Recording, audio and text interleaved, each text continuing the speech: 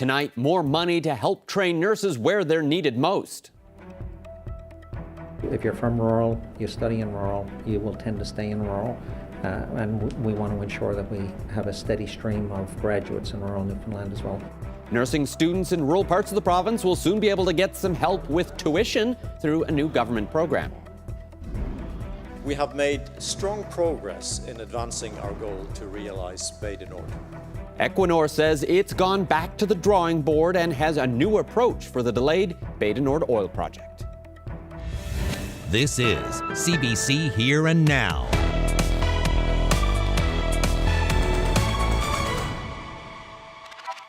Good evening and welcome to Here and Now. I'm Peter Cowan. Nursing students are about to get a little more financial support from the province. It was announced today that $2 million is being set aside for incoming students. Those entering registered nursing programs in Gander, Grand Falls, Windsor, and Happy Valley Goose Bay can get $2,000 a semester for the first 2 years, while practical nursing students get $2,500 in urban areas or $5,000 in rural areas over 2 years. The health minister says the program is meant to keep more nurses in rural parts of the province. If you're from rural Newfoundland, you train in rural Newfoundland, you tend to stay in rural Newfoundland, and we need registered nurses in rural Newfoundland. The same is true for practical nursing, which is why the College of the North Atlantic offer practical nursing in so many areas of the province. We want to fill these seats because we want to ensure that students throughout the province realize that there are opportunities to learn and study in rural Newfoundland. The province today also announced a guaranteed basic income for people with disabilities. It's something Social Development Minister Paul Pike says has been in the making for 2 years. The CBC's Mike Moore has details. People with disabilities in this province can soon expect a few extra dollars each month. It's part of the province's new disability benefit to achieve a basic income for that community. You must be between 18 and 64 years old, qualify for the federal disability benefit, and have an income below $42,400 to gain access to the new program. If those criteria are met, you can get up to $400 extra per month from the province. On top of that, the province is kicking in a $1,200 annual payment for registered disability savings plans. Our government recognizes the many barriers and challenges impacting persons with disabilities and their families that are compounded when they live in low income. We have and will continue to take action to make investments that will contribute to building a province that is inclusive, accessible, and equitable. Pike said today's announcement isn't a response to the federal government. Over $600 million was slashed from the last federal budget under the Labor Market Development Agreement. That money goes to employment support groups who help people with disabilities land gainful employment. The new benefit will be an addition to any support a person with a disability is already receiving. So whether that be income support or another government program, they could get the full benefit. The executive director of the Coalition of Persons with Disabilities in Newfoundland and Labrador says it's a positive first step. That is significantly important. And it was one of the key questions I had going into our conversation today and before the release. Because obviously, this benefit is only important if it's actually a benefit on top of existing supports. And, that was stated several times in the conversation and, very clearly that nothing that was already being received by a person, whether that be, through whatever source, would be removed or changed in any way. And so that is certainly positive and something that is necessary for this to be meaningful in the community. Over 5,000 people in this province are expected to receive the benefit according to government, but they'll have to wait until next year to cash in. Pike said the savings contribution starts in January and the income benefit will follow in July. Mike Moore, CBC News, St. John's. The search for a missing snowmobiler from Shehajit has entered its 4th day. 41-year-old Joachim Andrew left an isolated cabin near Mistassin Lake Monday morning and hasn't been seen since. Innu search and rescue crews from Natwashish and Shehajit have been conducting an extensive ground search all week, with JRCC assisting from the sky. Search coordinator Mark Newey says ice on the lake is very thin and unsafe. although underwater drone footage hasn't turned up any results. Today, helicopters carried additional ATVs to aid in the search for Andrew and focused on the eastern side of the lake. While staying in Labrador, that part of the province has been enjoying a week of hot and sunny conditions, but all that beautiful weather can bring overheating and fear of forest fires. Here now's Daryl Din has more from Labrador City. Labrador West has gotten plenty of heat and sunshine over the past week. With such high temperatures, the town of Labrador City, with the help of the Labrador Mall, has set up a cooling center for those needing a break from the heat. And it's something that we want to offer due to the extreme heat, and for mostly for seniors and our most vulnerable to get out, and the ones who don't have air conditioning so they can stay out of the heat. This 52-year resident of Labrador City is taking advantage of the cooling center, but says it's a bit of a surprise that a cooling center is needed. Maybe a day here and a couple of days there. But now I think we're going on for about a week, of this exceptionally warm temperatures. And what have you been doing to stay cool other than coming up to the mall? Sitting in the shades, right? Using the hose, the scatter tide. You haven't been running through the sprinkler yet, have you? That's coming this afternoon. Though there currently aren't any fires near Labrador West, there are some along the Baie-Comeau Road to Labrador.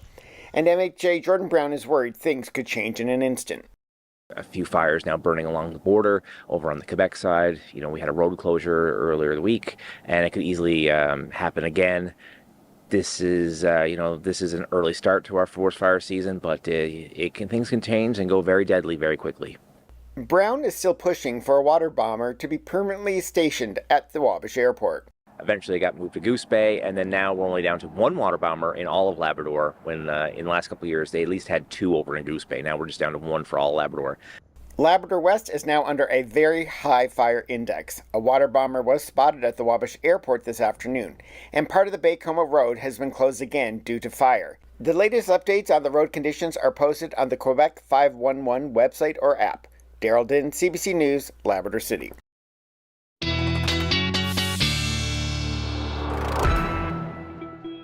We have an update on that East End flood we told you about yesterday. St. John's resident Diane Sinnott and her family were forced to stay in a hotel last night as workers pumped floodwater out of her basement and backyard. The silver lining, Sinnott was able to have some cherished belongings like family photos, and she says that they're waiting for power to be restored before they can return. Yeah, so very different story for many places across the province. Like Daryl's just telling you, lots of heat up across portions of Labrador. Looked into it, 7 days. You've been seeing this warm temperatures over 20 degrees, and most of those were well into the mid-20s. We still have that area of low pressure across the island, and that is going to continue at least through tonight. Some heavier showers are working their way across portions of central at the moment, but that heat still very much in place up across the Big Land. And like I said, it's going to continue for a couple more days still. Look at this beautiful shot of the Narrows today. Blue sky, green. We can see there a beautiful afternoon. Up to 15 degrees right now. That humidex feeling more like 17 with those winds out of the south around 17 kilometers per hour. But we do have some showers being sparked by that area of low pressure. Some of them pretty heavy at times right now. If I zoom in a little bit, you can see just how heavy those showers are. Now they're working their way north right now at the moment. No lightning now. You may hear a few rumbles of thunder though. We'll talk all about the forecast for the weekend when I come back. Thanks, Ashley.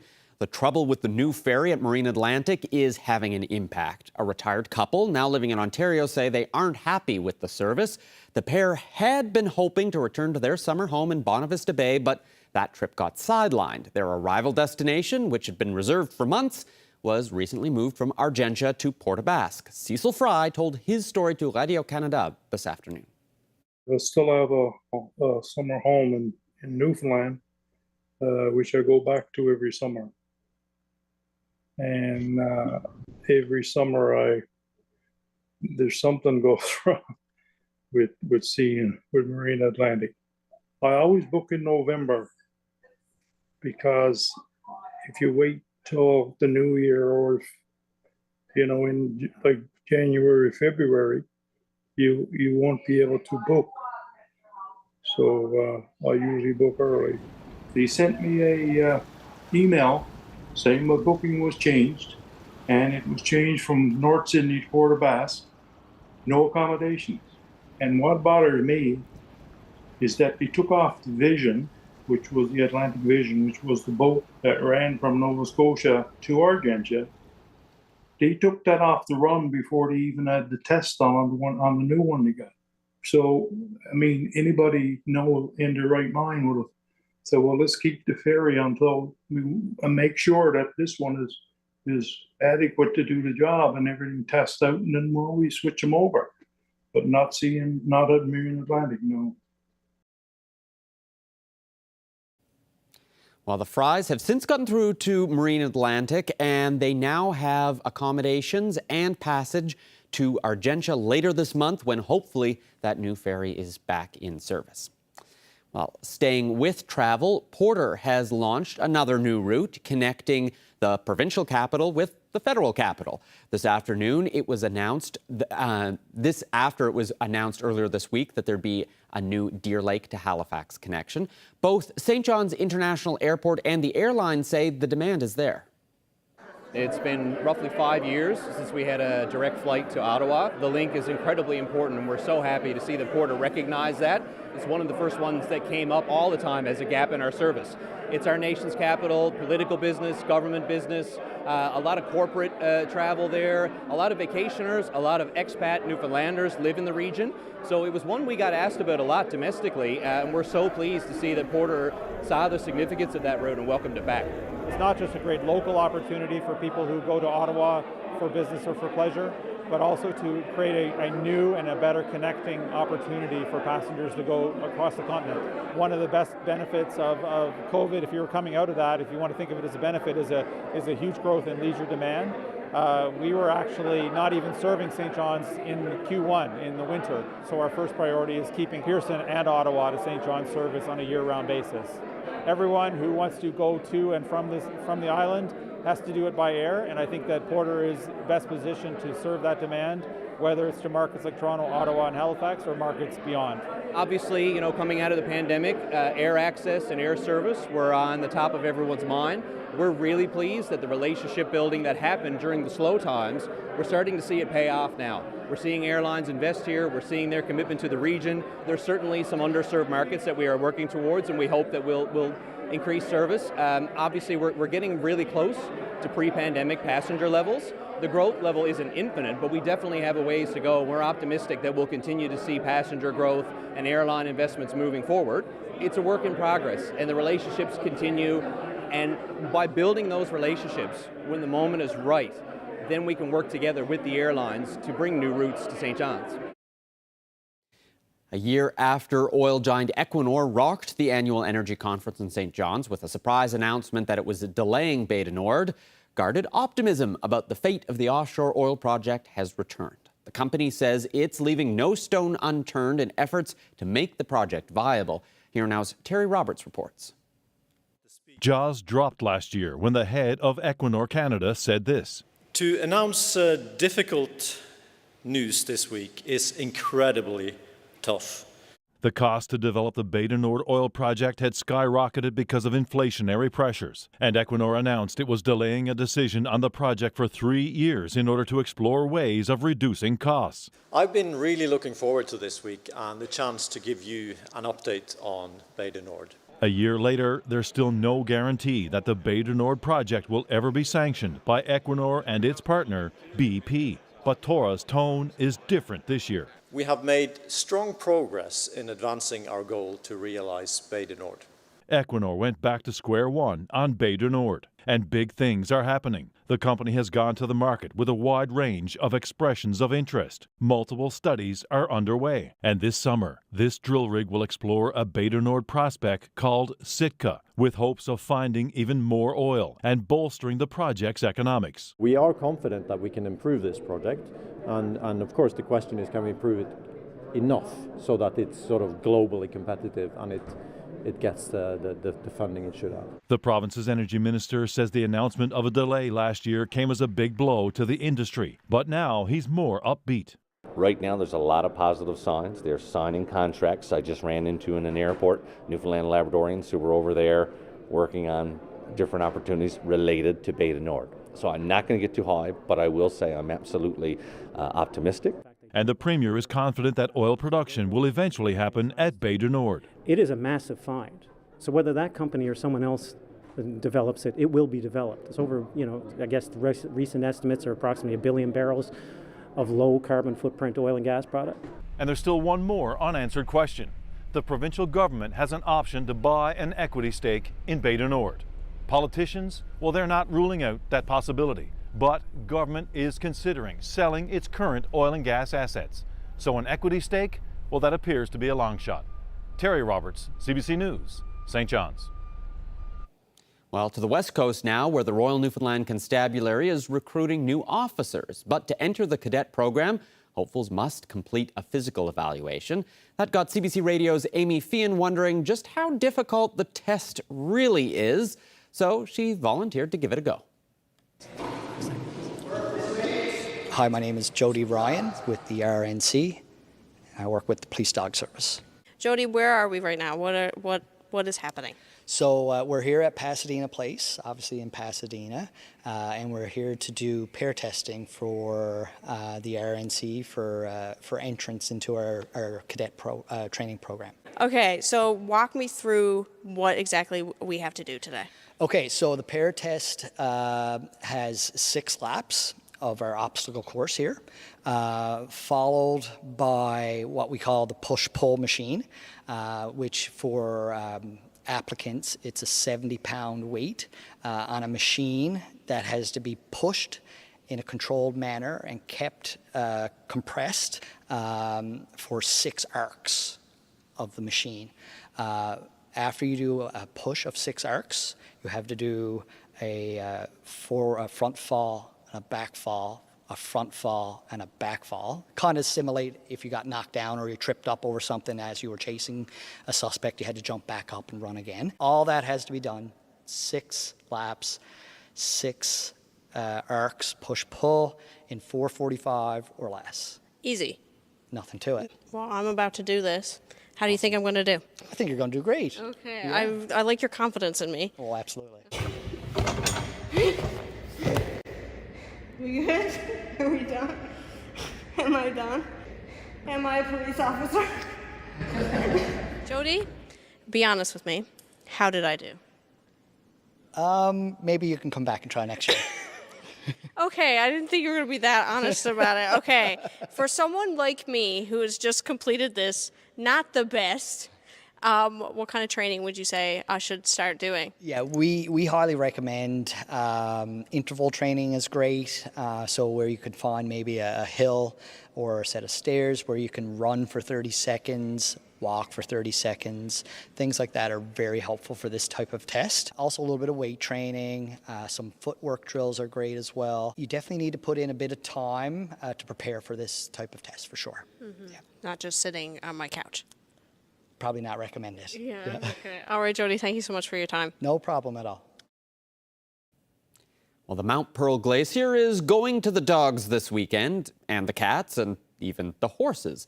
The annual Pet Expo kicks off tomorrow. It's Beagle Paw's biggest fundraiser of the year. There will be booths for pet owners and their furry friends, and a hot dog race where everyone's a wiener.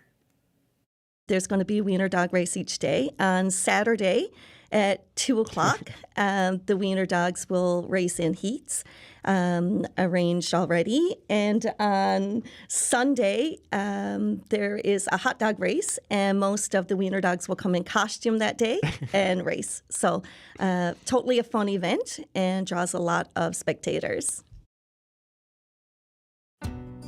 Have you ever seen the esophagus of a sea turtle? It's one of many things you'll be able to check out at World Oceans Day here at the Marine Institute. We'll find out more coming up. Well, the weather this weekend looking pretty decent in some cases. There's still a chance of showers for some of us. I'll get into all the details coming up.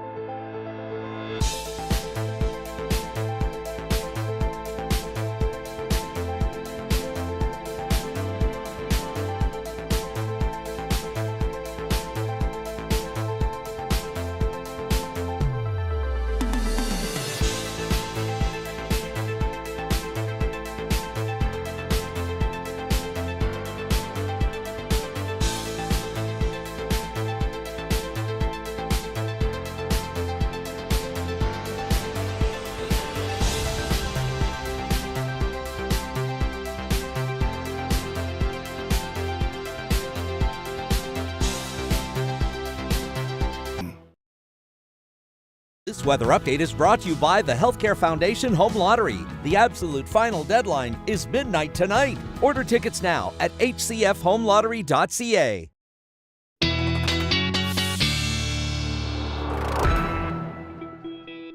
It's nice to have temperatures be a little bit warmer and at least seasonal, which for us in St. John's feels like we've just won the lottery.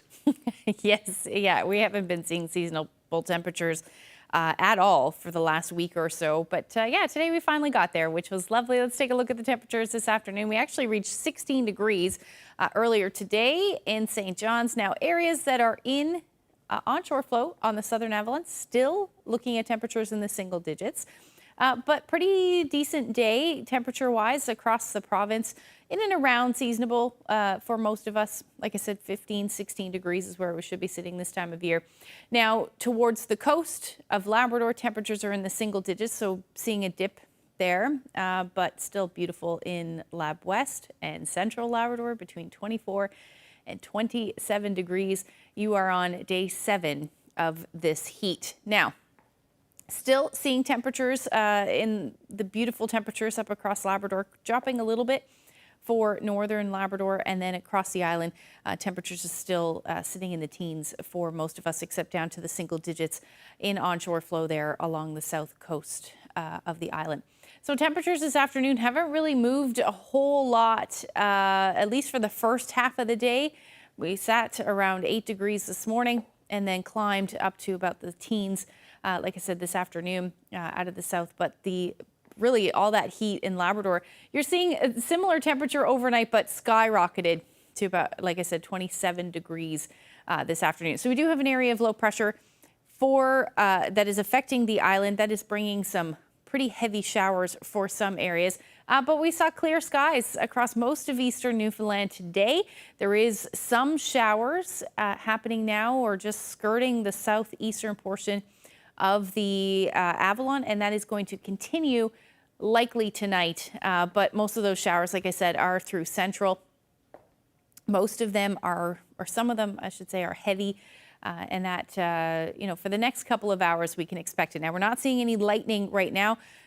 I don't think that there's a huge chance of seeing some lightning or hearing a few rumbles of thunder tonight, but keep an eye out for that if you do have any outdoor plans. So for the next couple of hours, we will see that these showers will likely skirt the Avalon in and around midnight tonight. They mainly just the eastern portion of the Avalon, then that will clear out.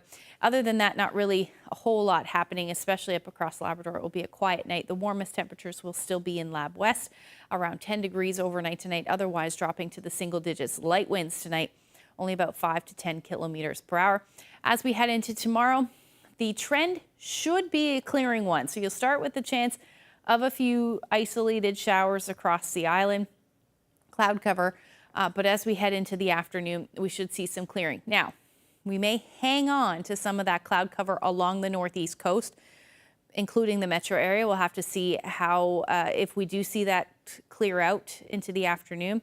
But it should happen as that area of low pressure continues to track a little bit further east, and another beautiful day up across Labrador, with the exception of southeastern portions where you will continue to see the rain, drizzle, and fog potential right through the day.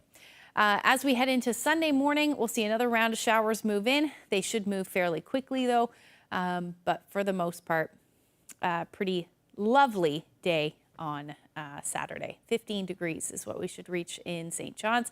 The winds will be a bit brisk out of the northwest, 20 to 40 kilometers per hour. Hence that potential of hanging on to some of that cloud cover. Same thing for the Bonavista Peninsula. You'll likely stay in the single digits. We're talking between 9 and 16 degrees or 17 degrees through central, south coast, west coast, looking at temperatures between 16 to 19 degrees. Again, generally light winds for you tomorrow. Northern Peninsula, 10 to 12 degrees. That's the case for southeastern portions of Labrador as well. Cartwright, you should hover around 19. And then again, another 26, 27 degree day for central and western portions of Labrador. You are going to see a cool down, some relief from this heat. We'll get into that when I come back. Tomorrow is World Oceans Day, and here at the Marine Institute, they're transforming the gymnasium into a bit of an ocean paradise. And to find out more, we've got Dawn Mercer, who's here. She's a DFO biologist and also organizing all of this. Thanks for joining me. Thank you for having us. Okay, so we're surrounded by ocean 365 days of the year. Why is it important to have an event to mark World Oceans Day? Well, World Oceans Day is really a celebration of our oceans. It's a celebration of the animals that we have in our oceans. But for Newfoundland and Labrador, I find for us in particular, as Newfoundlanders and Labradorians, it's our connection. So whether you live inland or on the coast, we're all connected by water living here in this province. And it's really that connection to the sea, whether it is our culture, our tradition, or our way of life. We're always connected. Okay, so you've got a bunch of things here that people are going to get to experience when they come in. And I was really drawn to these guys here, the big life-size stuffed animals. Tell me about this little guy here. Yeah, so this is a leatherback sea turtle, and as you said, he's life-size. It's actually a full-size replica of him. We bring him to World Oceans Day. We actually bring him to schools as well to show school children what their sizes are. We have a beluga over here as well, who's roughly the same size as the regular beluga whales. So the neat thing is you can actually go and ride a leatherback turtle, because normally if you try and do that in the ocean, that's very frowned upon. Very frowned upon. Frowned upon here to some extent, but yes, kids do ride upon these quite often. But it's not just the stuffed animals. You have some examples from the insides of these turtles to help people understand, what makes them tick. Can you show me an example I here? certainly can, yes. So this right here is the esophagus of the leatherback sea turtle. So the esophagus is from his throat down. And essentially what it looks like is a bunch of spikes, and they all face upward. The favorite food of a leatherback sea turtle is jellyfish. So these spikes, when they're eating jellyfish, actually prevents it from getting out of his mouth. So they're pretty gruesome looking. I was going to say, it looks like something out of an alien movie. Kind of does. But it's very beneficial to the leatherback. So when you're talking about things that animals eat in the ocean, unfortunately plastics is one of them. What do you have here? So this is some fishing twine that we found in the stomach of a seal. Unfortunately, plastic pollution is a huge issue worldwide right now, and we're finding it on all of our beaches. And our animals can't distinguish between what's food and what's plastic sometimes. So things like this ends up in their bellies. Right, so that ends up in a seal, but I guess for the leatherback turtles, it's plastic bags. 100%. So just as an example, we have a plastic bag here. And if this was floating on the waves of the ocean, it'll kind of be doing this on the ocean. And what does it look like? Looks like a jellyfish. It looks like a jellyfish. So the turtles really go after plastic bags, and unfortunately they become impacted in their bellies. And when they become impacted, they can't eat anything else, and they literally starve. So this is a real issue when it comes to our leatherback sea turtles, but also we found it in whales. We found plastics in fish. Seabirds are another one, they get entangled. So it's a huge issue for us, one that we hope people will walk away with a greater knowledge of and more ways of how not to use the plastics, or at least reduce the amount of plastics that they're using. So a lot of the stuff here is obviously going to appeal to kids who will want to get to kind of touch it and explore it. But what about for folks in high school who are maybe thinking about a career? What sort of opportunity is there for them here? We have a number of opportunities. I think first and foremost, the experts of the ocean fields are going to be here in this gymnasium tomorrow, which is fantastic. So if anybody had any questions about how do they get into being a marine biologist, or how do you get into piloting ROVs, what would they have to do in school? The other thing is we're going to have a table or a booth from Marine Institute that's literally going to show all of the different careers in our marine environment. So great place to come if you're interested in any way, shape, or form. What do you hope people come away with after coming through here tomorrow? A greater appreciation of the ocean, for sure. I hope they see the behind-the-scenes background work of people who have dedicated their careers to the ocean in terms of helping protect and conserve it. And probably the last thing I hope they walk away with is a little bit of knowledge. Something more than what they walked in with, of how they can go home and help protect and conserve the ocean. Well, thank you very much, and good luck with it tomorrow. Thank you very much. I think the role of producer, number one, is to get the best out of the artist, give them the very best product that can compete with on the world stage or internationally. How's this for work from home? We'll swing by a Springdale studio that's part design, part production, and they've never been busier.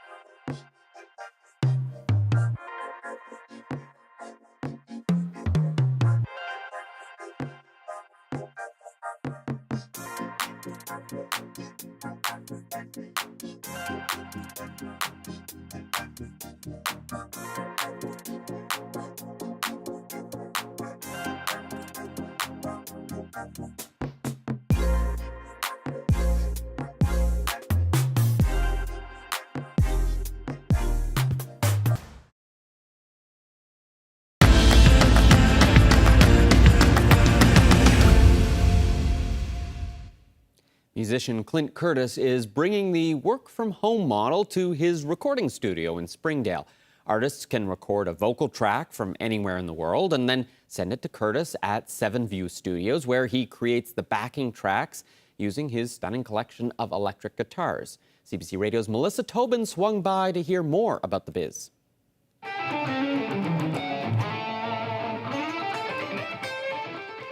My name is Clint Curtis. I'm a music producer and musician.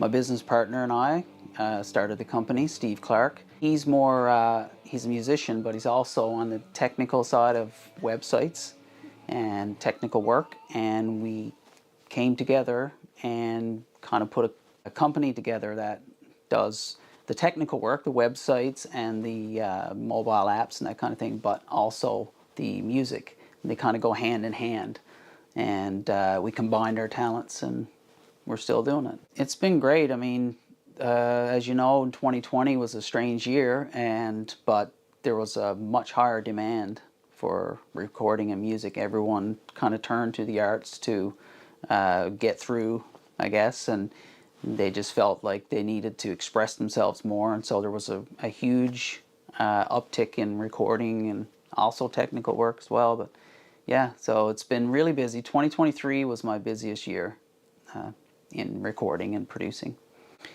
I think the role of producer, number one, is to get the best out of the artist, give them the very best product, the very best recording quality, the very best, if you want to call it a product, that can compete with on the world stage or internationally. So that's been my goal. It's been just to give them something better than they thought it could ever be. And that inspires them to keep going and keep doing it even more. How many guitars are in this room? I'd say it's close to 30, if it's not 30. I've probably sold more than that, over the years back in the day. I'd like to have some of them back, but yeah, a lot of them are tools. Most of them are really tools. I use them all. Actually, on recordings, I use them for specific things, and that's just how it works. And especially if you see like a really good deal on something, you can buy them used, which is great, and they're usually just as good as new. So this is the quintessential country guitar, but a Telecaster can be used for rock as well. It's Jimmy Page used it in Led Zeppelin, of course.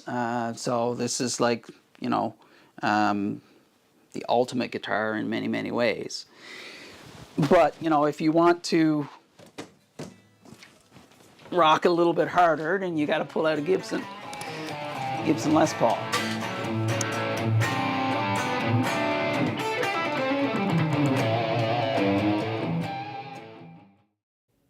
While staying with music, a new study released for Canadian Music Week says songs performed by women, especially women of color, were played far less on the radio over the last decade. Deanna Sumanek-Johnson takes a deeper dive into that story. Can I be that one thing, can I? Singer Katie Tupper came from Saskatchewan to Canadian Music Week in Toronto, an important annual showcase for new artists.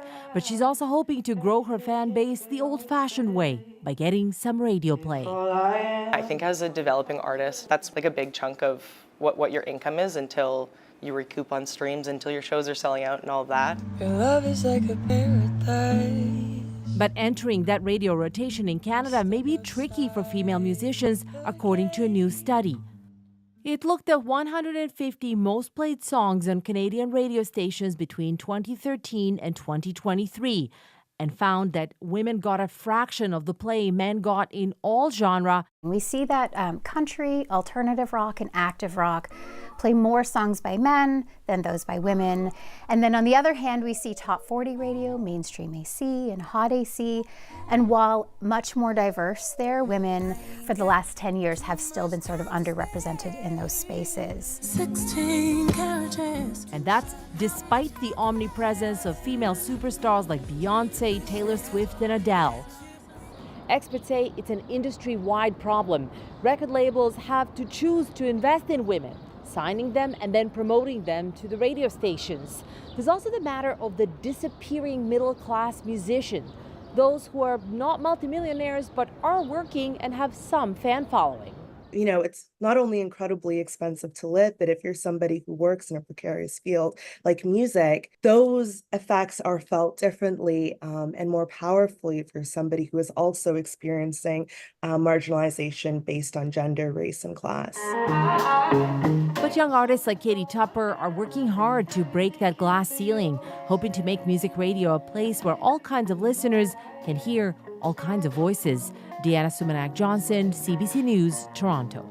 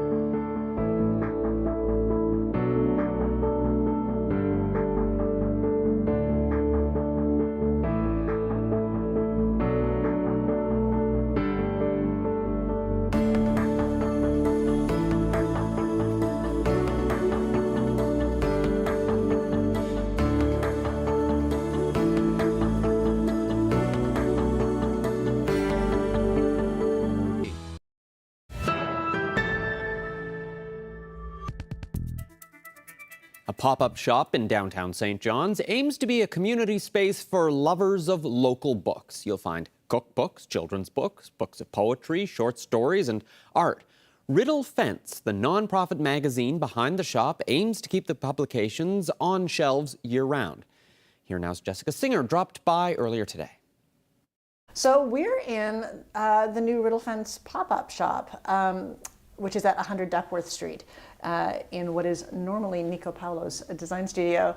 But we're sharing the space with Nico, and it's actually a really exciting thing that we're doing. So we did this last year for 1 week. During La Vanya, we collaborate with La Vanya. We bring in a pop-up bookshop that really focuses on Newfoundland and Labrador publishers and authors. So one of the things that's really special and important here, you can see we've got lots of books behind us from local publishers, Running the Go, Breakwaters up there, but we also have books by Newfoundland authors who are published by mainland publishers. And sometimes those books can be quite hard to get into chain stores, especially if we're dealing with independent publishers or smaller presses. You know, being on an island, we're a little bit apart. So we really wanted to make a venue for books. So we have books from Biblioasis, we have books from Guernica, Arsenal Pulp, lots of different independent publishers, as well as Riddle Fence is actually, this is our first year as a book publisher ourselves. We published this year 3 collections of poetry and 1 collection of short stories. So last year was only 1 week. Yeah. And this year, how long are you guys open? This year is super exciting because we got Year of the Arts funding to do a more extended pilot of this project. So we're here right now. We started on June 1st. We're here till June 9th, 12 to 5 every day. And we'll be doing 2 more pop-ups like this for about a week at a time this year, 1 in the fall and then 1 right before holiday shopping season. But in the meantime, in between time, we will be here every Saturday. So this little kiosk that you're looking at right now, this beautiful, gorgeous orange shelf that was built for us, will be here permanently for the rest of the year. And we will have somebody on staff here every Saturday to take your book orders. And what does it mean to Riddle Fence to have a space like this? We see the harbor right in front of us. You're on Duckworth Street, which is obviously like a hot spot during the summer and throughout the year. So what does it mean to you guys to have like a set space like this? You know, it's really extra fun for us. So, you know, we in the store we have a number of copies of issues, past issues, and our current issue. Our current issue number 51 just came out this week. Our issue from last fall, which was number 50, our anniversary issue, actually just got a National Magazine Award nomination in the fiction category for Michael Winter has a story in there. And we have lots of other copies for sale, and it's so fantastic for us to have a little home for Riddle Fence right downtown, where people can come in and discover us, you know, people from our province and people from outside the province too.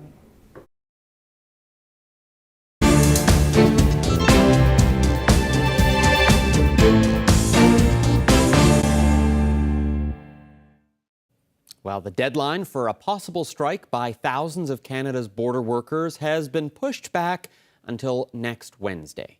Meantime, mediation efforts will continue on a new contract. Workers were set to strike as of 4 p.m. Eastern today, so about an hour or so ago. The union says key issues include pay parity with other law enforcement agencies, remote work options, and pension benefits. Now, 90% of Canada Border Services Agency workers can't technically strike because they're deemed essential workers, but they can work to rule, which could cause delays at border crossings and airports. While we challenged you to make the Here and Now team laugh for a chance to win tickets to a taping of CBC Radio's The Debaters, you've still got your shot. Send your jokes to hereandnow.nl@cbc.ca. We'll share some of the submissions from our inbox coming up.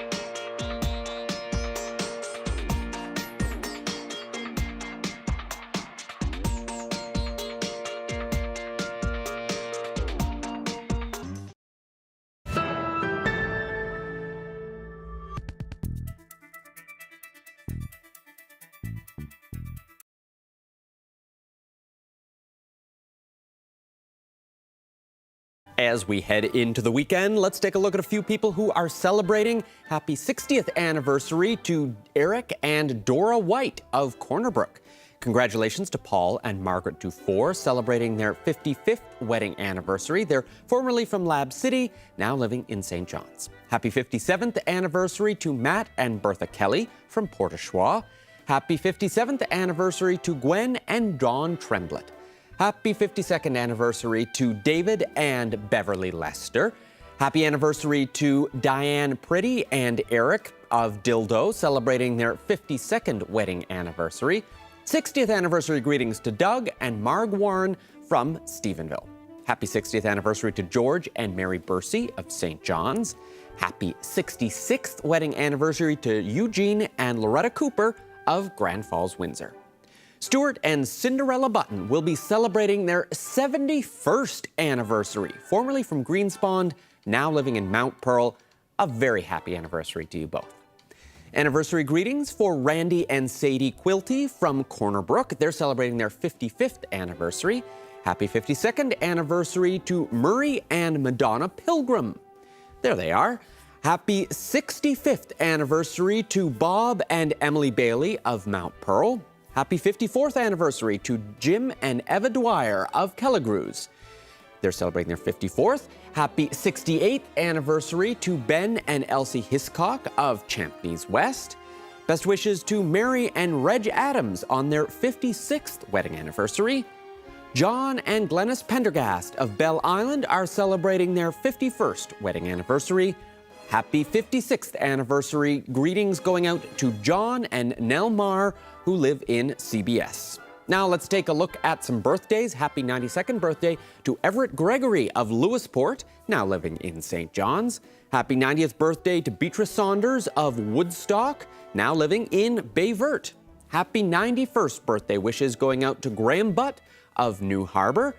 Happy 91st birthday to Mr. Gordon Peckford of Gander. Ooh, I love the camel. Also in Gander, happy 92nd birthday to Jim Cross from his 3 kids, 6 grandkids, and 4 great-grandkids. Happy 95th birthday to Audrey Harris from New Chelsea. Happy 90th birthday to Thomas O'Keefe from Placentia. Happy birthday to Evelyn Golding, who turns 90 this week. Happy birthday greetings going out to Pearl Keene of New West Valley, who celebrates her 92nd birthday. Greetings to you all. What a great group of people celebrating. Now, before we get to the forecast, Ashley, when does a joke become a dad joke? When it becomes apparent. I like that one. That was a good one.